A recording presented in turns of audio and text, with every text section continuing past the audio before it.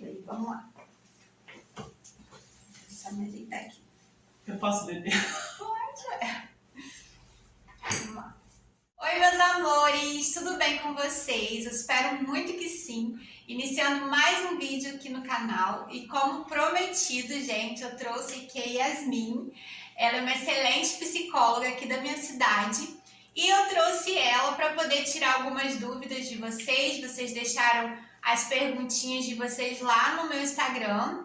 Inclusive, se vocês não me seguem lá, vou deixar passando aqui o nomezinho e vou deixar aqui embaixo o link da descrição para vocês poderem estar indo lá, porque de vez em quando eu vou fazer um videozinho assim com vocês, deixando as perguntas lá e respondendo aqui no canal, tá bom? E também vou deixar aqui embaixo o link do Instagram dela para vocês poderem ir lá acompanhar, conhecer mais o trabalho dela. Tenho certeza que vocês vão gostar. Eu sei que tem muita gente aqui no canal que chegou aqui através desse tema, né, sobre ansiedade. E aí, vocês vão lá seguir para vocês poderem acompanhar, tirar algumas dúvidas. E quem quiser se consultar com ela também, só entrar em contato com ela. Lá tem seu telefone, né? Sim, pode entrar em contato pelo WhatsApp, tem e-mail também. E no direct, né, que é o mais fácil de encontrar. Isso. Aí é isso, gente. Então a gente vai responder as perguntinhas de vocês, tá bom? Espero muito que vocês gostem. E já vai deixando aí o like de vocês para estar ajudando a gente aqui no crescimento do canal. Comenta aqui embaixo se vocês querem que a gente traga mais vídeos como esse. E se vocês quiserem perguntar também, deixar alguma dúvida aqui embaixo, a gente pode responder lá no Instagram, né? Sim. E aí fica mais fácil.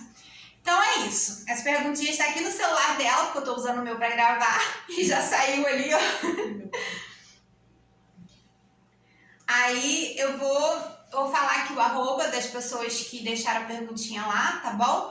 E aí é isso, gente. Não tem mais o que falar, não. A Bianca Reis.2000 perguntou como diferenciar uma ansiedade comum da generalizada. Bianca, ótima pergunta. A gente decidiu começar com ela porque realmente é pra gente iniciar esse papo, né? Esqueci de falar, né? Eu sou Yasmin, sou psicóloga psicanalista, né? Minha abordagem, e vamos lá, a gente vai tratar hoje sobre a TAG, que é o transtorno de ansiedade generalizada que a Bianca acabou de perguntar, né? Então, a diferença é muito básica, assim, todo ser humano, ele tem naturalmente ansiedade dentro dele, né? Nenhum ser humano nasce sem ansiedade, né? Os hormôniozinhos ali que geram ansiedade, que é aquela ansiedade normal, né? Normal que eu digo assim, né? A gente não gosta de usar essa palavra normal na psicologia. Todo mundo tem, né? Mas é aquela ansiedade que, vou fazer uma prova, um vestibular, tô nervoso, vou falar em público, coisas desse tipo, né? Então é aquela ansiedadezinha do frio na barriga, de dar um tremorzinho na mão, de ficar salivando, né? Ficar aquela coisa comum que todo ser humano tem. Agora, a TAG, ela já se torna quase que algo crônico, ou seja, essa pessoa não vai fazer algo muito grandioso de fazer um vestibular muito grande, com muita gente fazendo prova, ela está indo simplesmente ao mercado, ela está indo na padaria, que são hábitos comuns de todo ser humano todo dia, né? Comprar um pão, fazer um mercado, uma padaria, uma farmácia, e essa pessoa começa dentro de casa um processo ansioso, que seria... tem vários sintomas, cada ser humano cada um apresenta um nível diferente de TAG, não existe uma TAG simples que todo mundo é o mesmo sintoma, mas sempre vai ter, né, na maioria dos casos, tremulação nas mãos, nos pés, às vezes dá formigamento na gengiva, no nariz, nas extremidades do corpo, né, orelha, mãos, dedos, dedos do pé, né, aquela formigação como se estivesse dormente. Uma falta de ar exacerbada, aquela falta de ar que parece que vai morrer, né, que falta o ar mesmo. Também existe outras pessoas que não conseguem nem mesmo sair de casa, que aí fica ali sofrendo todo aquele sintoma ansioso e não consegue resolver o que precisa ser resolvido. E às vezes, desculpa te interromper, confunde com aquela... Com transtorno de pânico. Não sei se alguém perguntou isso. Não, acho que não teve essa pergunta, mas é interessante falar que confunde um pouco, né? Eu ia falar exatamente que essa parte da pessoa que não consegue abrir a porta de casa para sair, né? Porque começou o processo ansioso de ir lá, o exemplo que eu dei da farmácia, do mercado, Muita gente confunde o transtorno de ansiedade e a crise de ansiedade, que é tudo isso que eu pontuei agora, esses sintomas, com a crise de pânico. A crise de pânico, a pessoa não consegue realmente ficar nem mesmo na rua. Ela vai ficar tão nervosa, né, que seria uma frase mais fácil de entender, ela fica parecendo que está passando mal, né, a sua pressão sanguínea pode alterar, ela pode ficar com a pressão muito baixa ou muito alta. Geralmente, se ela tem uma pressão baixa, a pressão dela sobe, se ela tem uma pressão muito alta, pode cair, né?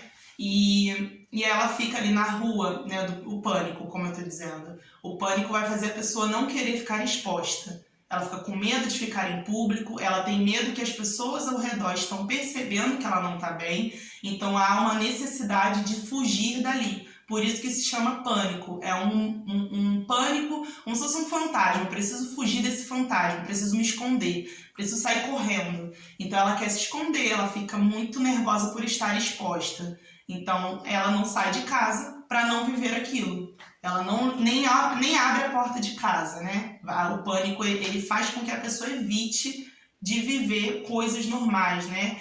Já teve pessoa que conversou comigo por telefone e falou assim, eu não consegui buscar minha filha no colégio porque eu comecei a ter uma crise de pânico no portão do meu condomínio. Não, tive que ligar para alguém da família para ir buscar minha filha. Então, isso já é característico de um transtorno de pânico. A ansiedade é bem diferente disso. É aquela coisa da tremulação, do formigamento, né? A taquicardia fica muito acelerado, né? Então, geralmente, assim, taquicardia, sudorese, né? Fica suando debaixo do braço, e geralmente pescoço. Quem tem ansiedade sempre pensa o pior, né? Tipo assim, quando acelera o coração, ela já acha que não é da ansiedade, ela acha que ela tá morrendo, é alguma doença. Eu já várias vezes achei que eu tava com uma doença grave. Eu nunca podia imaginar que era ansiedade. Eu tinha alguns sintomas que ficavam parecidos com o sintoma de alguma doença. Sim. E aí eu podia jurar que eu tinha aquela doença, eu fazia o exame, não constava. Exato. Mas eu continuei com isso na minha cabeça por anos. Eu tive isso gerando mais sintomas de ansiedade. Então eu tive que conversar com uma psicóloga, eu tive que me informar muito para eu ter certeza que eu não tinha aquilo ali, entendeu? Se fosse uma pessoa normal, ia pegar o primeiro exame, ia ver que não aconteceu nada e pronto, de boa. Eu acredito que a ansiedade, ela agravou isso, né? Esse desespero todo. Com certeza. Só para ajudar o público a entender melhor, já que você é uma pessoa que aqui viria como se fosse um paciente que eu atendo, né, gente? Porque os sintomas, eu ouço isso no consultório de segunda a sexta. Você tinha esses sintomas aleatoriamente. Isso. É isso que muita gente não se percebe, não entende por que é aleatório e às vezes não consegue pedir ajuda. Porque como é que você explica para o seu esposo, para o seu filho, para sua mãe, né? Pessoas estão ali no seu dia a dia, que do nada você vai fazer comida, por exemplo, deve ter acontecido, né? Que eu ouço isso no consultório toda hora. Fui fazer comida e começou a dar taquicardia do nada. Fui pegar meu bebê no colo para amamentar e não conseguia nem respirar direito. Dá vontade de abrir todas as janelas de casa para pegar ar. Sendo que o ar tá normal, não mudou o ar não ficou mais rarefeito. E dá também tipo umas crises de fobia, né? Tipo assim, já viu esses canos que as crianças entram dentro? E entra numa ponta e sai pela outra? Eu só de olhar aquilo ali, eu já fico nervosa. Com falta de ar, parece que eu tô lá dentro e eu não vou conseguir sair dali de dentro. Eu também acontece, não sei se tem alguma relação, né? Parece que é uma conjunção, né, de tudo. A ansiedade é tão difícil hoje em dia de ser diagnosticada porque ela sempre vai apresentar sintomas de outros transtornos. Né? Tem pessoas que são bipolares e têm muitas características da ansiedade porque quando está na crise eufórica fica mais ansioso. Aí parece que ele só tem ansiedade, aquela pessoa tem algo ainda mais sério, que a TAG é uma coisa que dá para ser resolvida principalmente com terapia. A Isabela Silva, 5056, ela perguntou: é normal pessoas ansiosas pensarem tanto e ter muitos pensamentos negativos? Então, gente, deixa eu até ler de novo a pergunta dela, porque é uma pergunta capciosa. Esse pensar em tanto deve ser tipo um pensamento acelerado, alguma coisa assim. Isabela, você me deixou numa encruzilhada aqui. Vamos lá, vou tentar responder sua pergunta, porque ela gera várias interpretações. No que eu queria dizer com isso? Pessoas ansiosas pensam muito? Sim. O que mais auxilia na ansiedade, né, a ansiedade comum se tornar uma TAG é justamente você ter pensamentos demais e pensar muito, pensar demais. O que seria isso? Amanhã, será que amanhã vai chover?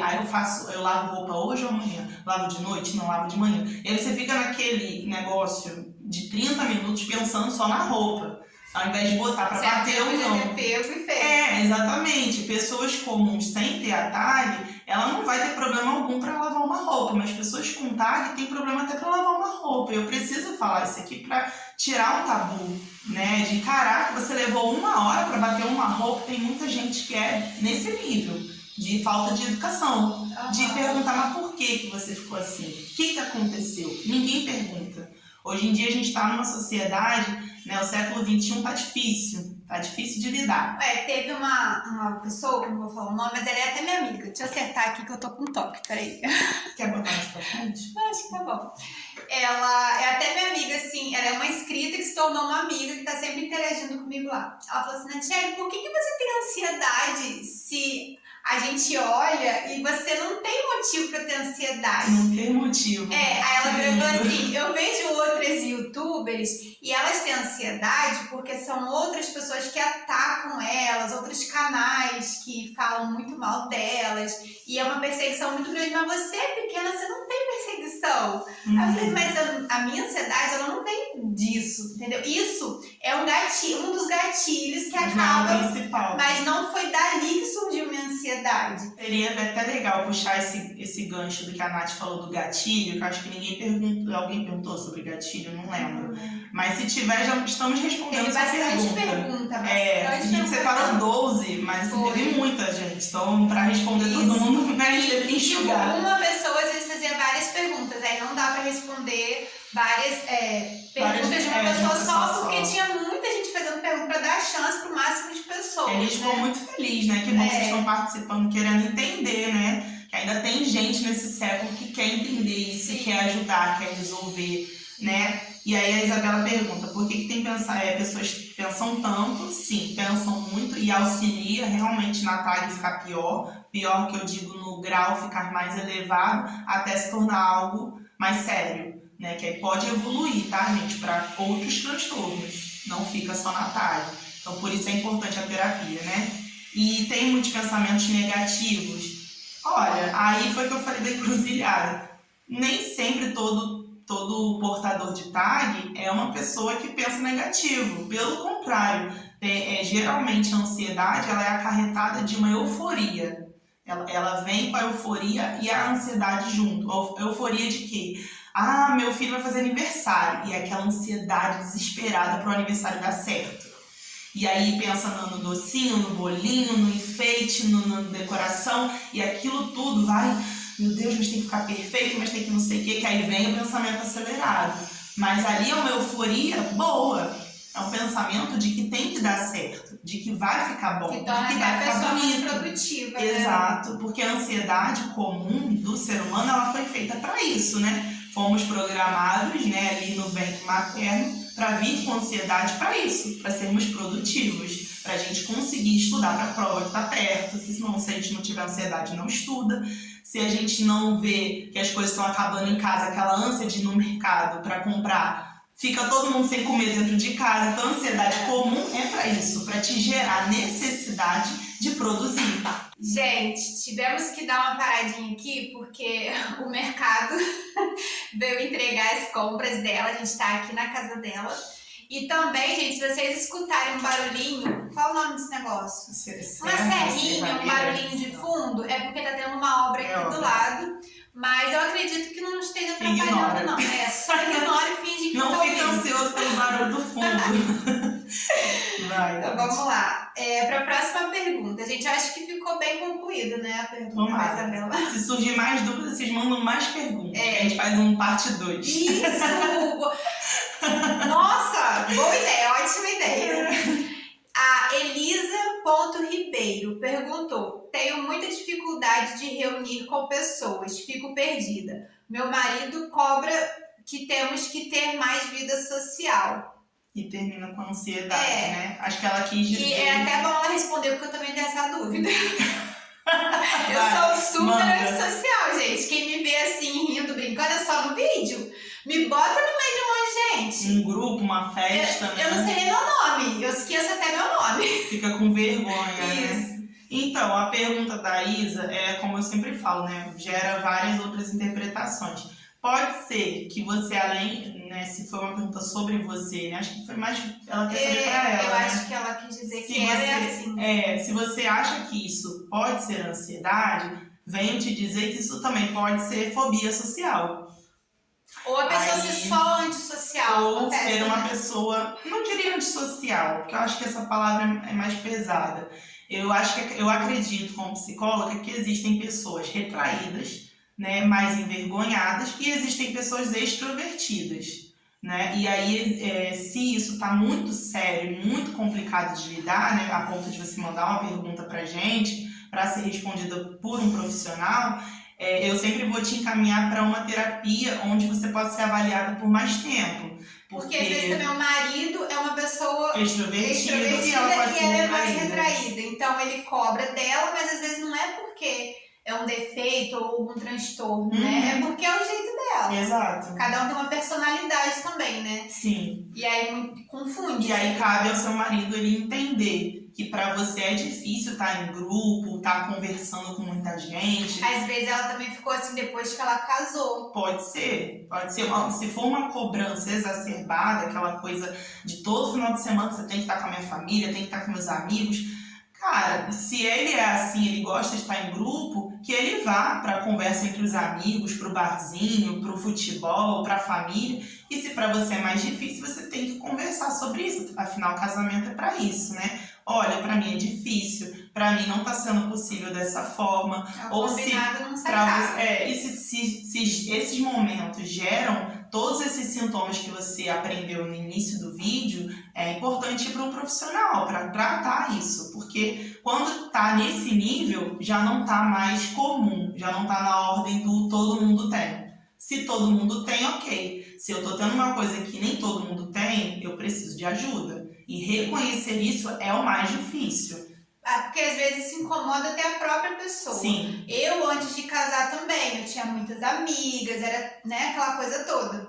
E depois que eu me casei, eu também fiquei muito retraída. Então, às vezes, eu fico incomodada. Eu fico, poxa, eu quero sair, mas eu não consigo. Eu chego num lugar, eu quero voltar pra casa. Entendeu? Às vezes incomoda ela também, não só o marido, mas o jeito dela tá incomodando ela também.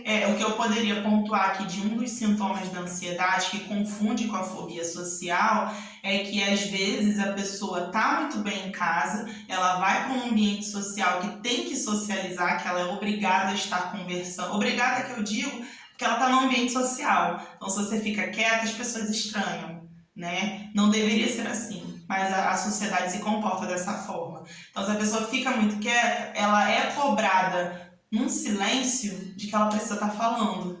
E isso já é cobrado dentro dela. Preciso falar, tem que socializar. E aí, aquilo ali de preciso falar, tenho que socializar, preciso me comportar de uma maneira diferente do que eu estou me comportando, vai acarretando sintoma, ou seja, o gatilho.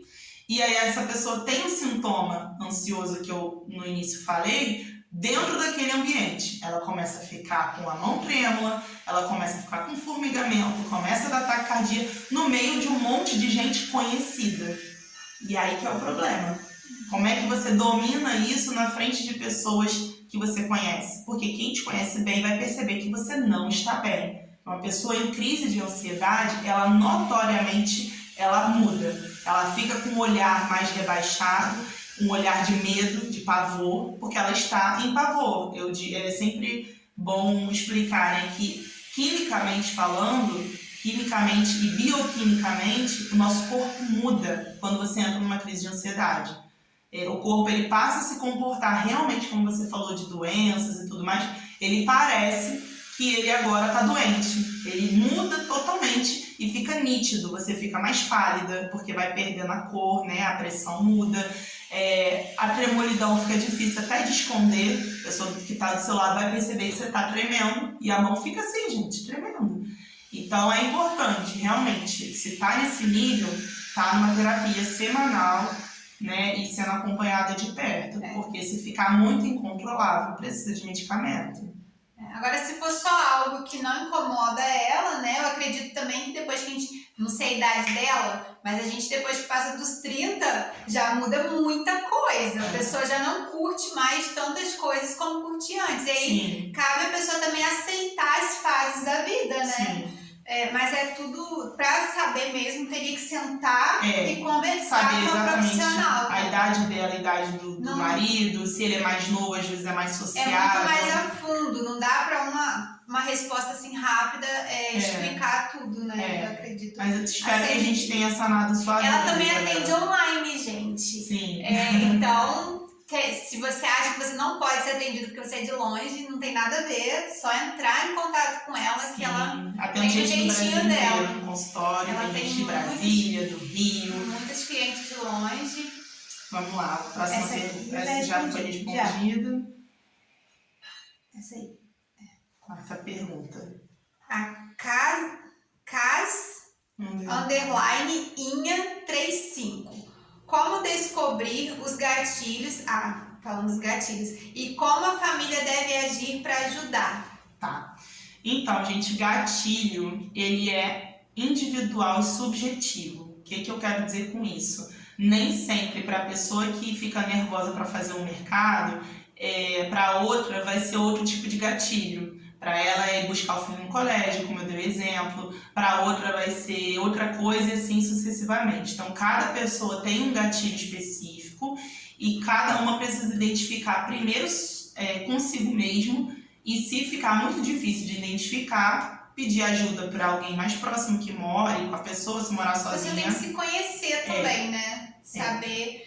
por que eu tô ficando assim a partir desse momento aconteceu isso? Como você fazer uma retrospectiva, né? Você lembrar do momento da crise, que teve aqueles sintomas ansiosos e falar o que eu fiz antes, uma hora antes, o que aconteceu antes da crise que pode ter gerado isso, porque às vezes o gatilho não aconteceu uma hora antes, o gatilho é algo mais da infância, o gatilho pode ser algo mal resolvido com a família. Gente, a ansiedade é muito ampla, assim, não dá para resumir num vídeo de 10, 15 minutos, é muita coisa. É uma vida, é um ser humano. O ser humano é amplo, ele é um universo. Eu costumo dizer que cada ser humano é um universo. Às vezes um pensamento rápido. Eu falo assim, eu dou meus palpites porque eu sou uma pessoa que vive na prática, né? A ansiedade. Então eu falo assim sobre a minha experiência.